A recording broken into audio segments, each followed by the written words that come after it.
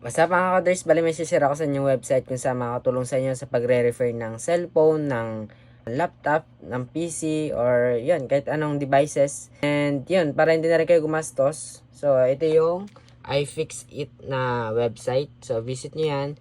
So, dito may mga available sila kung ano yung mga pwede nyo refer, or may mga guides sila dyan kung paano nyo refer. So, yan. For example natin dito is yung sa cellphone. So, yan. Click nyo na yung category na cellphone. And yan. Pipiliin nyo kung anong brand ng cellphone. For example, ang pinili ko is Android. Anong type ng device.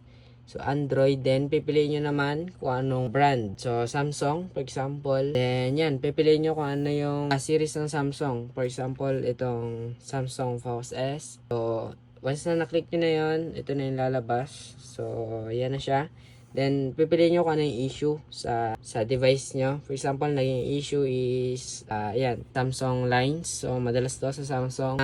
Yan. Then, pag-click nyo yun, makikita nyo dito yung step by step and guides kung paano ayusin yun. So, yan, may mga tutorial sila dito or possible na troubleshooting sa issue nyo. So, yan. Then, may mga videos din sila dito. Yan. So, very helpful to and makakatipid kayo. So, yan. Ito yung mga pwede niya maturo sa inyo sa mga guides. So, yan. Prefer guides. So, visit nyo lang yung ifixit.com.